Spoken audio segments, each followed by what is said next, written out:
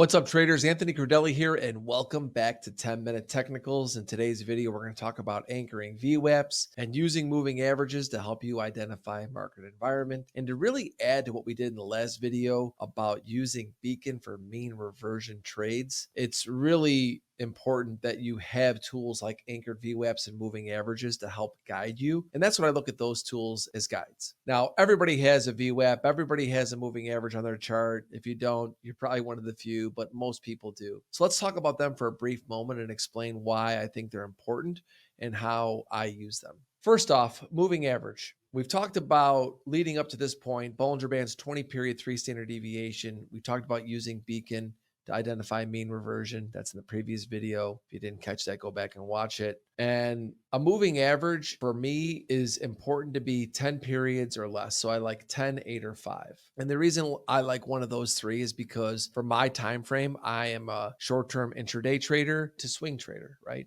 I'm not looking at the 50-day or 200-day moving average or even the 20-day. Doesn't really matter that much to me because I'm trading more active than that, right? And so a random occurrence where we're crossing a 50-day or 200-day or 100-day is just, it's not enough. Doesn't do anything for me. But what the market's doing when it's trending and or you're looking for a mean reversion move, a short-term moving average can be massively beneficial. Now, a moving average is never going to give you a ton of information. It's just a moving average. You can use an SMA or EMA. I personally don't find much difference between the two. I'm just looking what's the average price over the last 5 to 10 days. And the reason why I like it is because I want to see if the market, especially for a mean reversion trade, can regain it, or for a momentum trade, can it not regain it? So it's just really that simple, right? We staying below the 5-day or we're reverting back above it.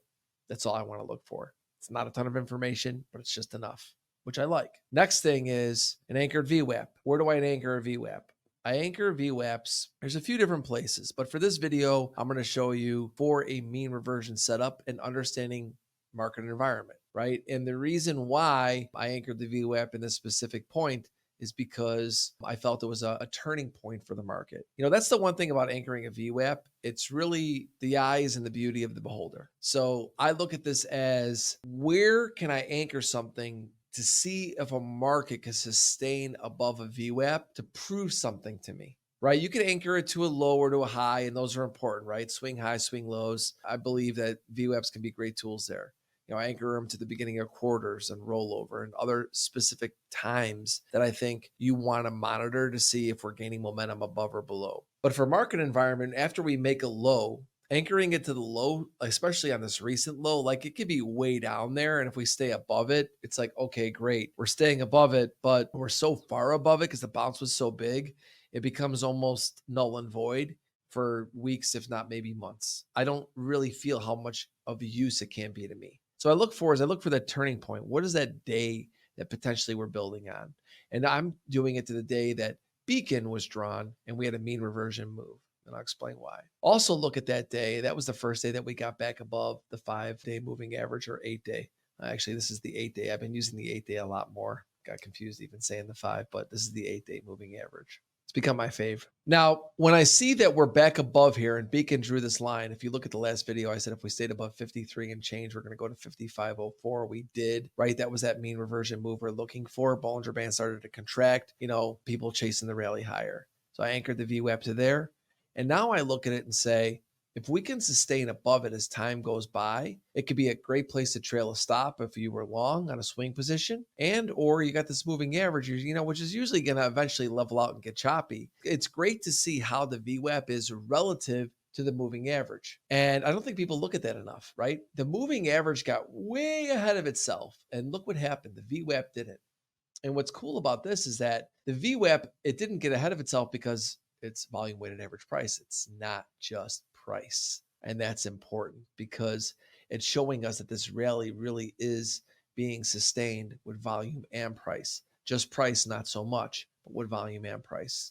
And so I anchored it to the point of where I got this mean reversion move, and it shows you that the market's still building on it. And it'll help you guide you along the way. And going back to this initial point, if you go back to my last video, I said, if we get this mean reversion movement here in Beacon, I did have moving averages up, but look what happened. Once we got that Beacon move, we rallied. I remember I said we go up to 55.04. And I said, if we got above 55.04, potentially you can get up to there. And we have. And look what have been great guides along the way. Moving average, 8-period moving average, and also, that anchored VWAP. And so a lot of times I'll anchor a VWAP to the beginning of a swing position or the beginning of a swing look to help guide and see how it can build. So it doesn't necessarily have to be a point that everyone looks at as interest. It has to be a point that you see of interest to see if it can help guide you in the scenario you're looking for. Once again, it's proof. Is it proving to me something? It's proving to me at this point, since this turning point, I think this is more of a turning point than this low, that once the buyers really stepped in, the rally is being sustained. So hopefully you understand another interesting point of where you can put a VWAP and how moving average can come into play by going back to where I started, understanding market environment, how you use Bollinger Bands, and then add Beacon to it. And now this is just another layer to once again, what have I been saying in all these videos to help you become a better executor of your strategy? This is my strategy. This is what I look at. I'm going to continue to add layers to it to show you how I'm building it. But notice something important as we get into the last few videos. No redundancy, right? My charts aren't crowded. It's simple but effective. Hopefully this video helped you understand where you can anchor your VWAP and how maybe a new way that you're looking at use moving averages.